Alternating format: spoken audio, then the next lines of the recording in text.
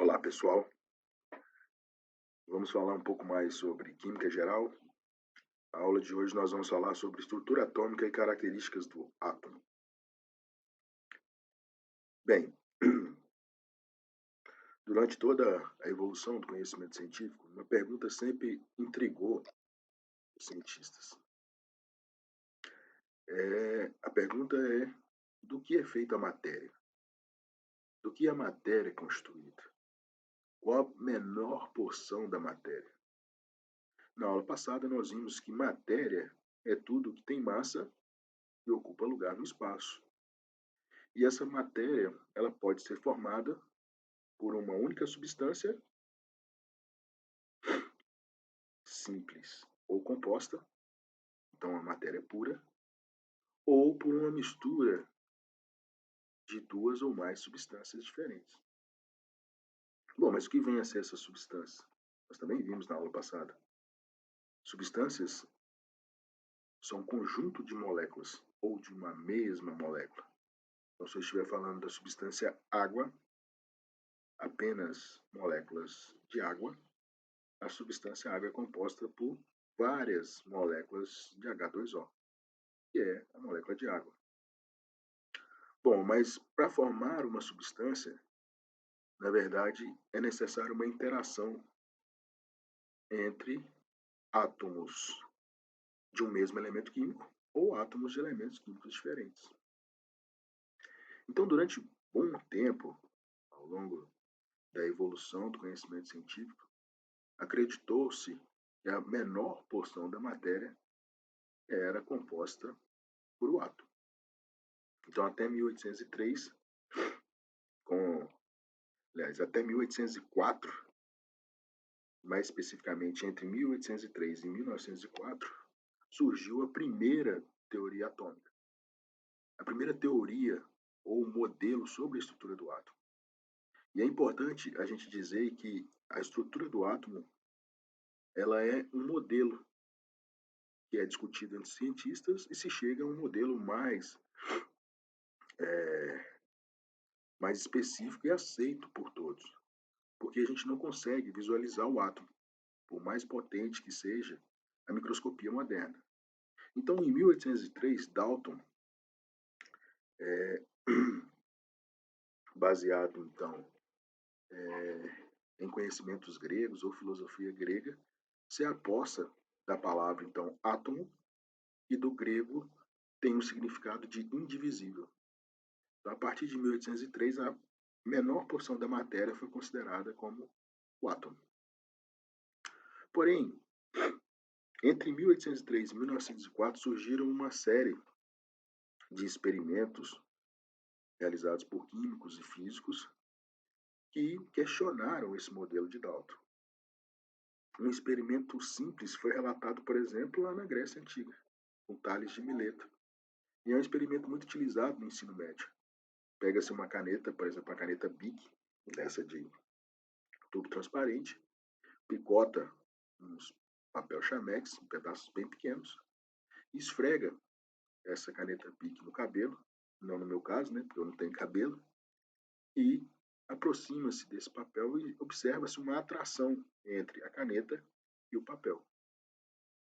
Bom, se há uma atração, essa atração só pode ser ou uma atração por massa, que era discutida por Newton, através da teoria da atração gravitacional, ou uma atração por carga. E aí os primeiros experimentos com os raios catódicos mostraram que as substâncias podem emitir raios que são atraídos por campos magnéticos positivos. Esses raios, então, possuíam uma carga negativa. E, além disso, os experimentos mostraram que esses raios possuíam massa. Então, de alguma forma, o átomo de uma substância liberava uma partícula que possuía carga negativa e tinha massa. Essa partícula, então, foi denominada de elétrons. Inclusive, chegou a massa desse elétron. E Thomson, então, criou esse modelo atômico do átomo divisível com um núcleo formado o núcleo principal do átomo e sobre a sua superfície incrustadas partículas negativas. Bom, mas aí começaram-se os experimentos em paralelo com os raios catódicos, os raios anódicos, com radioatividade. E aí uma menção honrosa ao casal Curie,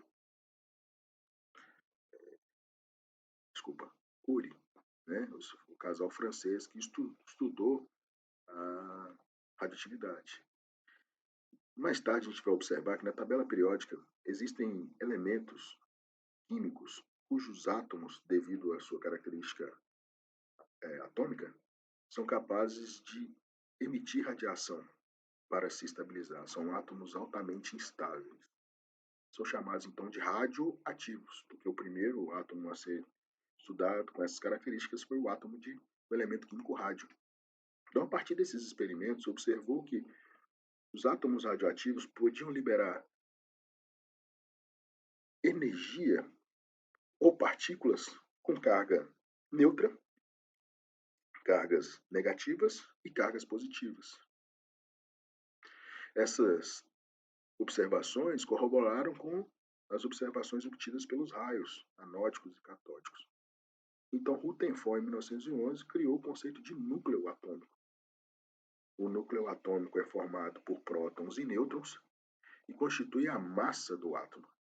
Se a gente observar no slide, a gente vai ver que o núcleo é extremamente pequeno, o volume muito pequeno. Nós vimos na aula passada que há uma relação da massa com o lugar que ela ocupa no espaço. Qual é essa relação? Quem pensou aí densidade está correto. A densidade é a relação da massa sobre o volume. Então, se o núcleo concentra a massa do átomo e o volume é muito pequeno, significa que a densidade do átomo está associada ao seu núcleo.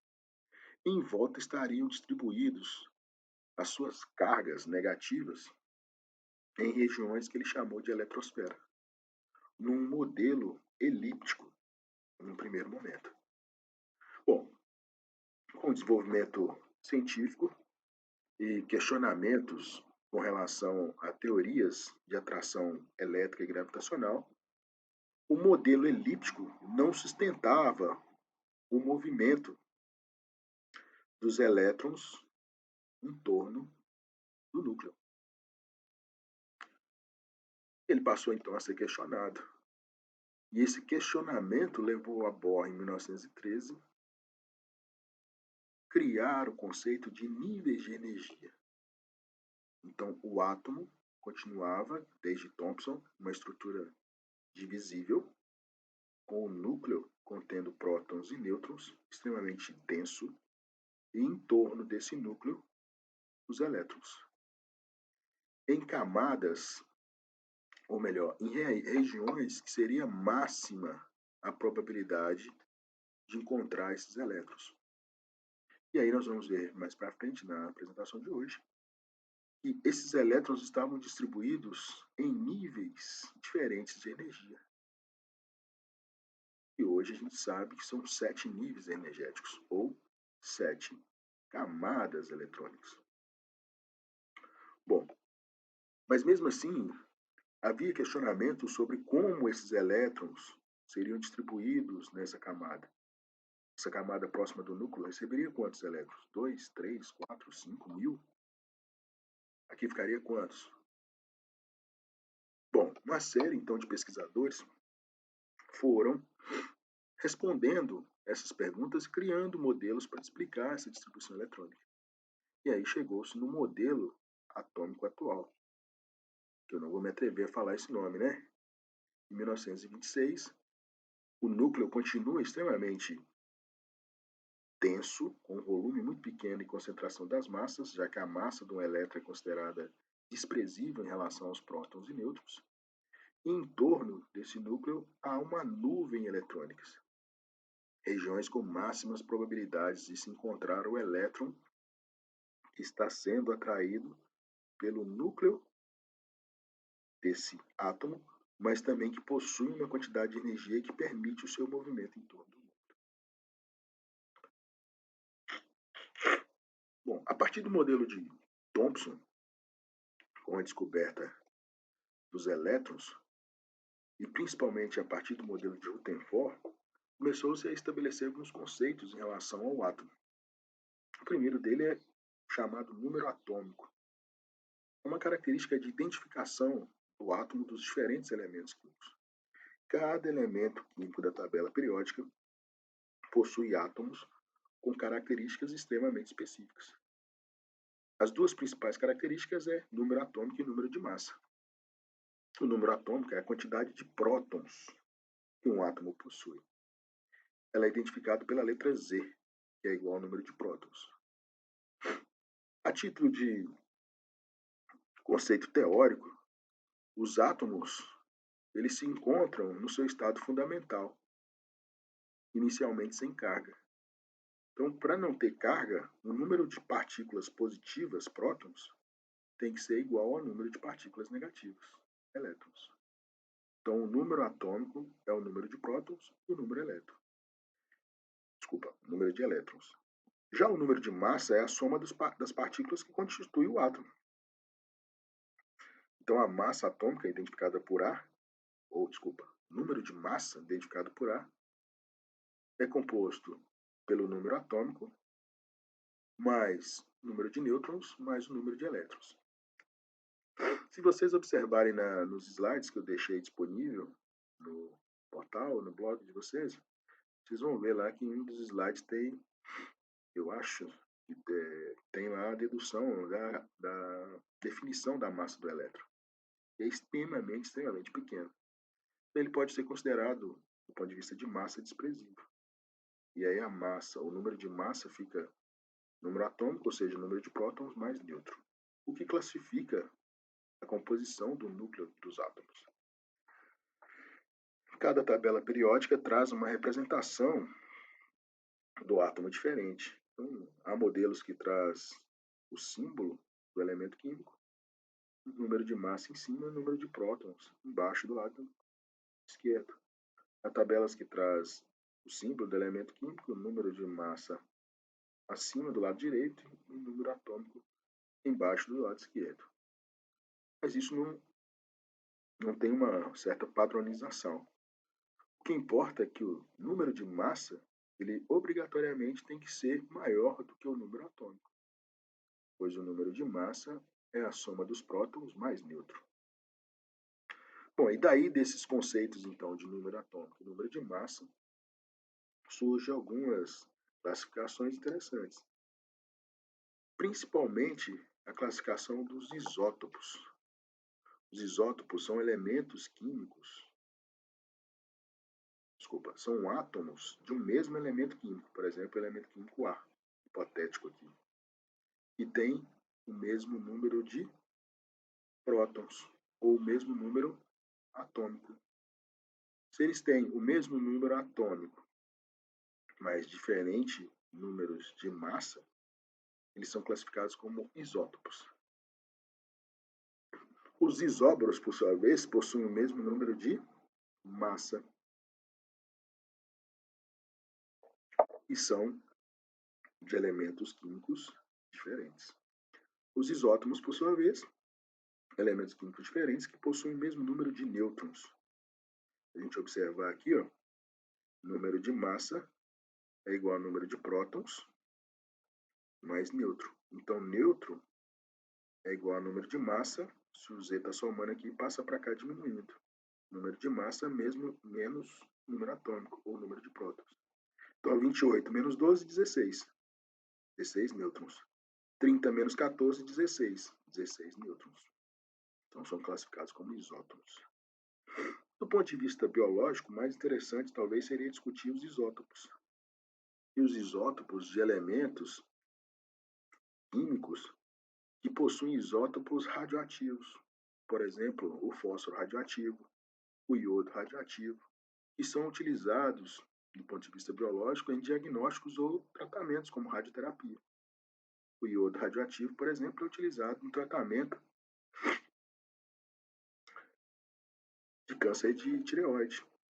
E aí são átomos de iodo que, por terem o mesmo número de prótons diferenciam no número de nêutrons. E isso cria uma instabilidade no núcleo do isótopo e gera energia. A gente vai discutir mais para frente que essa energia pode ser utilizada no tratamento, então, do câncer por meio de radioterapia.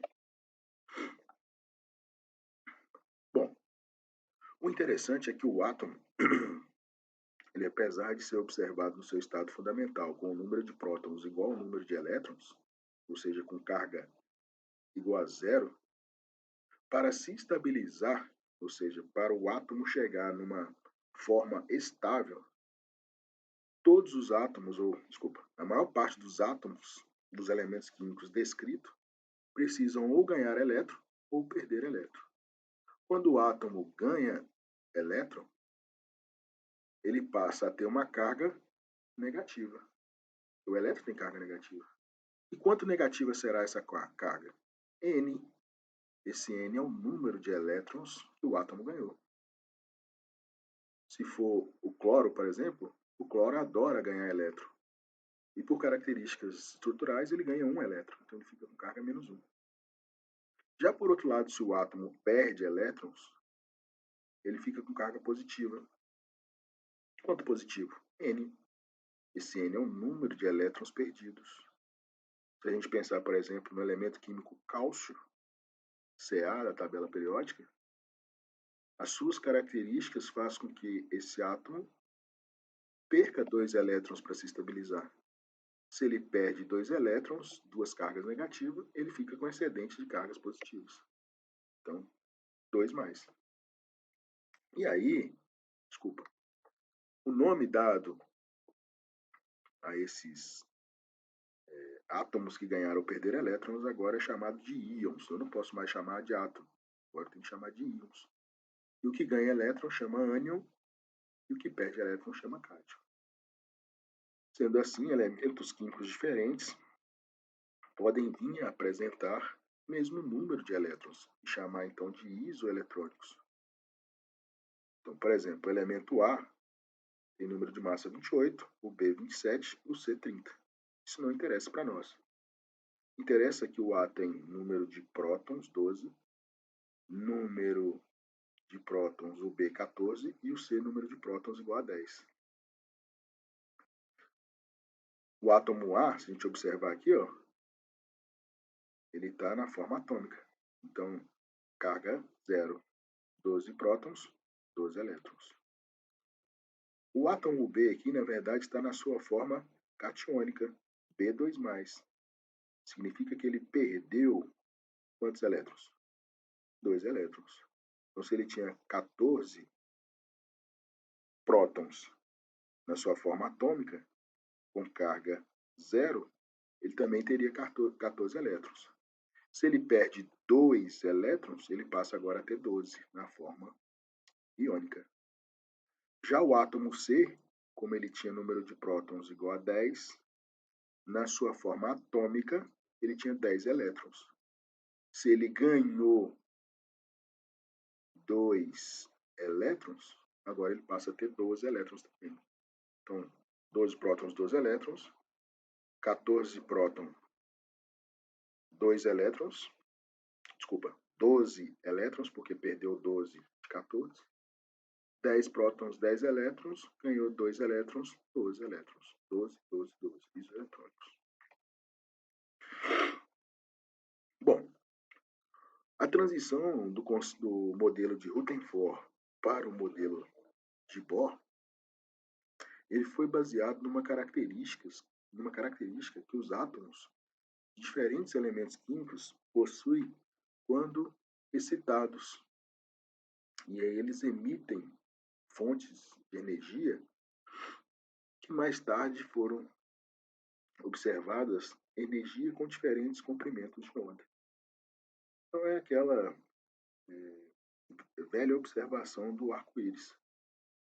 Então, se a gente substituir essa lâmpada incandescente pela luz do Sol, e é uma luz, apesar do Sol ser amarelo, é uma luz monocromática, uma luz transparente, quando ela incide num prisma, e aí num dia de chuva com sol, as gotículas de água se comportam como um prisma, essa luz que é monocromática, ela se decompõe em diferentes comprimentos de onda ou diferentes formas energéticas.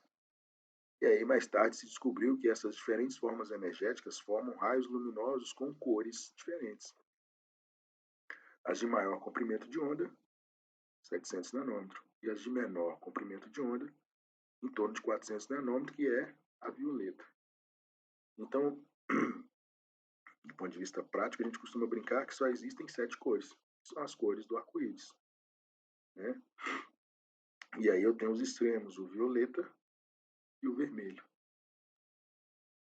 As formas de energia que têm comprimento de onda menor do que o violeta são chamados de ultravioletas, chamados raios UV. Já as formas energéticas que possuem comprimento de onda maior do que 700, 740 nanômetros são chamadas de infravermelho. Bom, observando essas características, então, que está relacionado com a questão da decomposição, então, da energia emitida por um átomo quando ele fica excitado. E aí é interessante porque as lâmpadas, como as lâmpadas que tem na sala de aula, não importa o tipo dessa lâmpada. O que acontece é que uma fonte de energia elétrica, ela excita os átomos, no caso da lâmpada incandescente, os átomos que constituem a substância desse filamento. Quando essa energia excita esses átomos, eles liberam energia em vários comprimentos de onda.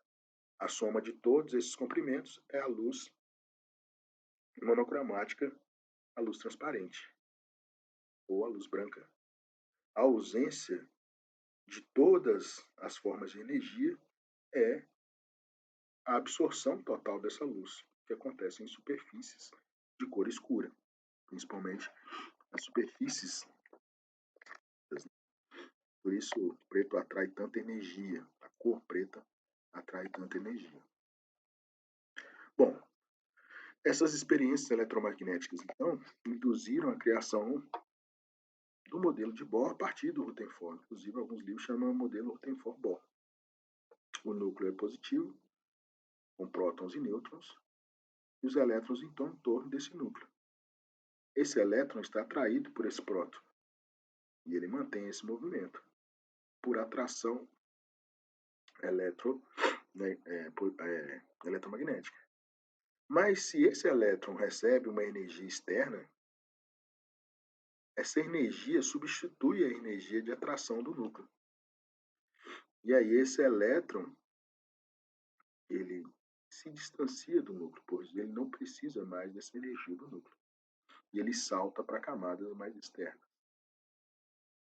Porém, esse elétron não pertence a essa camada mais externa. E aí ele tende a retornar a essa camada. No retorno, ele emite energia. Essa transição eletrônica de diferentes níveis, por exemplo, saltando aqui de uma camada para a terceira, libera diferentes quantidades de energia, que são os diferentes comprimentos de onda, as diferentes cores da luz, ou energias que não são visíveis, abaixo de 400, 390 nanômetros, acima de 700, 740 nanômetros. Isso é extremamente interessante do ponto de vista clínico e também no sistema de diagnóstico, porque se eu quiser determinar a concentração, principalmente dos elementos metálicos, em amostras, sejam elas ambientais ou biológicas, eu posso utilizar um equipamento chamado espectrometria de absorção atômica. Esse aparelho ele excita os átomos numa determinada condição, e esse átomo, quando excitado, se for, por exemplo, se a amostra tiver sódio, ele vai ser excitado, os elétrons vão soltar para a camada mais externa, quando retornar para a camada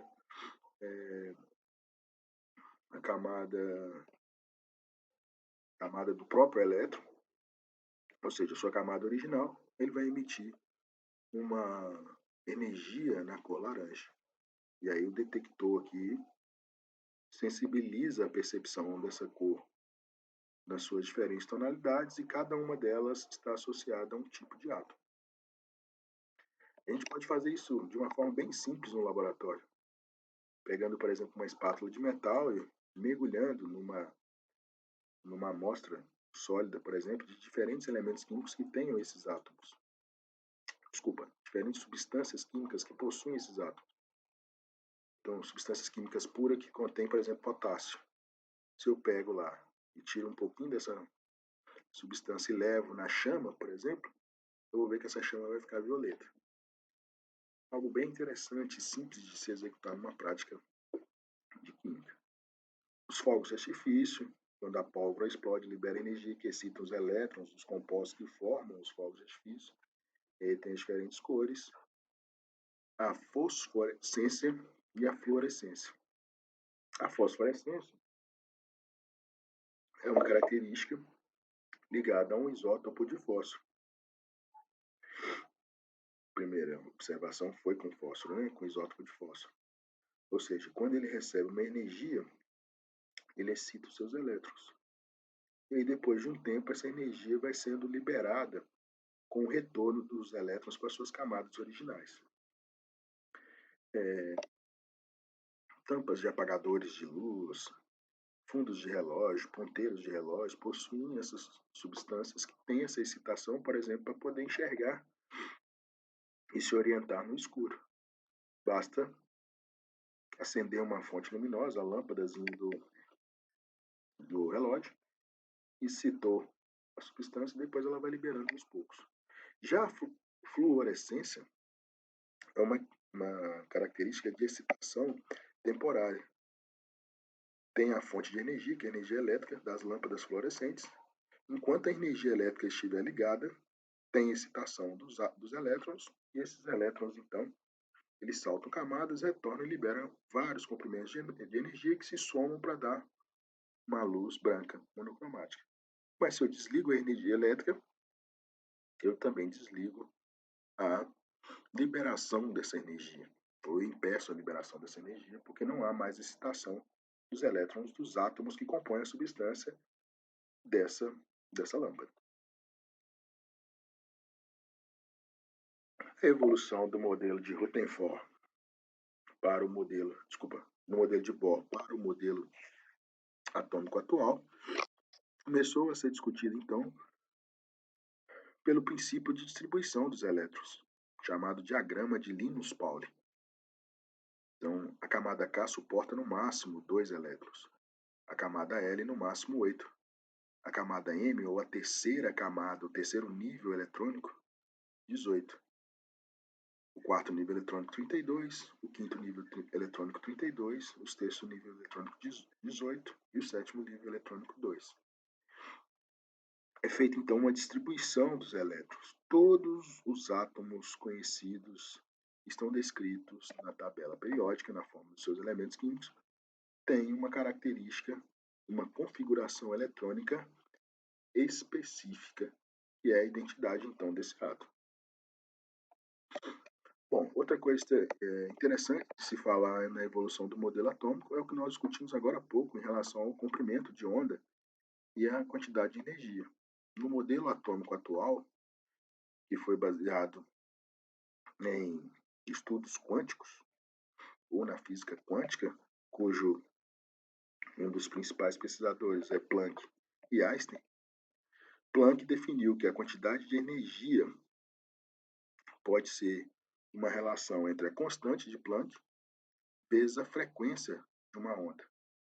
Então, partículas ou formas energéticas que se movimentam de forma ondulatória, a quantidade de energia pode ser definida então pela multiplicação desses parâmetros. Bom, já Einstein chegou à conclusão que a quantidade de energia tem uma relação com a massa vezes a velocidade no vácuo, elevado ao quadrado. Se a gente pegar essas duas equações e igualá-las, substituindo E ou aqui, eu tenho mc ao quadrado igual a hv. E aí eu vou chegar numa composição dessa aqui, ó. Energia igual a constante de Planck vezes velocidade do vácuo sobre o comprimento de onda. O que mais me interessa aqui é a energia tem uma relação inversamente proporcional ao comprimento de onda. Quanto maior o comprimento de onda de uma energia, quanto maior o comprimento de onda, menor a quantidade de energia. Quanto menor o comprimento de onda, maior a quantidade de energia. Então, a energia tem uma relação inversamente proporcional à quantidade de energia. Então, voltando à decomposição da luz monocromática em faixas de luz visível, os nossos olhos humanos, os nossos olhos, eles podem ser, ou melhor, eles têm a capacidade de perceber a energia ou serem excitados por energia que vão de 390 nanômetros a 740 e 760 nanômetros. Ondas de alto comprimento de onda é igual a H vezes C sobre comprimento de onda. Energia inversamente proporcional ao comprimento de onda. Energia inversamente proporcional ao comprimento de onda. Ondas de alto comprimento de onda, baixa energia, comparadas com ondas de baixo comprimento de onda, de alta energia.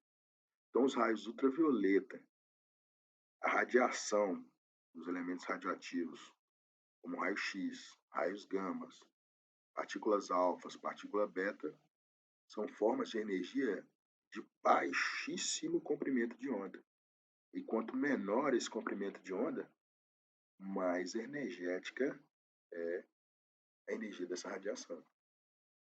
Já as ondas de infravermelho, micro-ondas, ondas de rádio, televisão, são ondas de alto comprimento de onda. Essas ondas de alto comprimento de onda tendem a ter menor energia. Bom, e aí a gente fecha a discussão aqui com um pensamento em relação a vocês. Ondas de rádio, ondas de televisão, ondas elétricas, por exemplo, dos sistemas de transmissão, ondas de celulares, elas fazem mal? Bom, essa é uma pergunta que muitas vezes não se tem uma resposta conclusiva, né? Vai depender muito do tempo de exposição, já que todas essas ondas se concentram em regiões de alto comprimento de onda, então de baixa energia. Se eu utilizar o celular com uma frequência suficiente para que essa baixa quantidade de energia possa causar alterações no sistema biológico, vai ter efeito, então, dessa radiação sobre o sistema biológico. Certo, pessoal? Hoje nós vamos ficar por aqui. Um abraço a todos.